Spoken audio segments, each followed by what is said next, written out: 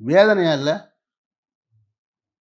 எவ்வளவு உயிரிழப்புக்கு பின்னால கிளம்பி வந்த ஒரு இயக்கம், எந்தவித பின்புலமும் இல்லாமல் கிளம்பி வந்த ஒரு இயக்கம். திரைப்பிரபலமும் கிடையாது, பணப்பிரபலமும் கிடையாது, சாதிய பிரபலமும் கிடையாது. அப்ப எவ்வளவு இளைஞர்களின் உணர்வுகளால கட்டமைக்கப்பட்டு அப்படியே மேல ஏறி வந்து, அதுக்காக ஆதரவு குடுத்த 30,00,000 மக்கள் வாக்குகளின் மூலமாக எல்லாத்தையும் தூக்கி கொண்டு போய் ஒரு இடத்துல அடமானம் வச்சுக்கிட்டு, கடைசியில இப்ப வந்து பிரபாகரனா, பெரியாரா, தடியா, துப்பாக்கியான்னா, இதெல்லாம் என்ன எதுகை மொழி பேச்சா இது? இது ஏற்புடையதா இது? ஏன் சார் நான் உங்க 2 பேரையும் நான் எதிரியா பார்க்கணும்? எனக்கு முதல்ல அந்த கேள்விக்கு பதில் சொல்லுங்க. நான் ஏன் அவங்கள எதிர் எதிர் துருவத்தில வச்சு பார்க்க வேண்டிய தேவை எனக்கு இப்ப என்ன இருக்கு? இதுக்கு யாராவது தெளிவா பதில் சொல்லணும். நான் தமிழ்நாட்டுல வாழ்ந்துகிட்டு இருக்கிற ஒருத்தன். என் மொழி பேசக்கூடிய என்னுடைய தொப்புள் கொடி உறவுகளாக அண்டை நாட்டுல வாழ்ந்தவர்களுக்காக, அவர்களுக்கு இழைக்கப்பட்ட அநீதிக்காக போராடின என்னுடைய அண்ணன் பிரபாகரன்.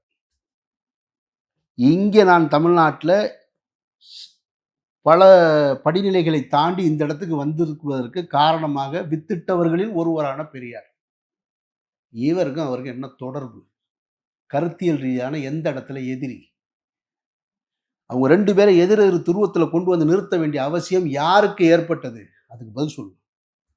இவங்க 2 பேரையும் இப்ப நான் எதிரியா நின்னு ஒரு ஸ்டாண்ட் என்ன எடுக்க வைக்கிறீங்களே ஏன்? என் அண்ணனையும், தாத்தனையும் எதிரா ஆக்க வேண்டிய அவசியம் உங்களுக்கு எங்கிருந்து வந்தது? அதுக்கு பதில் சொல்லுங்க.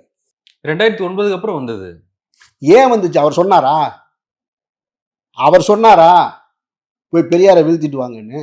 அந்த அரசியல நான் தான் முன்னெடுத்து நடத்துறேன் அவர் தமிழ்நாட்டுல. சொன்னாரா?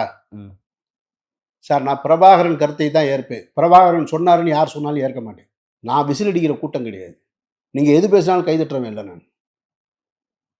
என்னுடைய பெத்த தாயாக இருந்தாலும், என்னுடைய தந்தையாக இருந்தாலும், யாருடைய குரல், யாருடைய கருத்துன்னு தான் பார்ப்பேன் நான். அதுல இருக்க நோக்கம் என்னன்னு தான் பார்ப்பேன். என்ன எனக்கு ஒண்ணும் புரியல இது. எங்கேயோ சுத்தி, சுத்தி, சுத்தி, சுத்தி கொண்டு வந்து கடைசியில தமிழ் தேசியம் எங்கடா வந்து நிக்குதுன்னு பார்த்தா, ஒரு மாபெரும் கனவு பெரியார்ட்ட சண்டை போடுறதுல, செத்துப்போன கிழவன்ட்ட சண்டை போடுறதுல வந்து நிக்குது. இதுக்கா இவ்வளவு பெரிய போராட்டம்? இதுக்கா அவங்க உயிர் நீத்தாங்க? வேணாம் ஃபெலிக்ஸ். ரொம்ப வேதனையா இருக்கு அது. என்னன்னா, அரசியல் வாக்கு அரசியலுக்காக எதை பேசுறது, எதை செய்யக்கூடாது.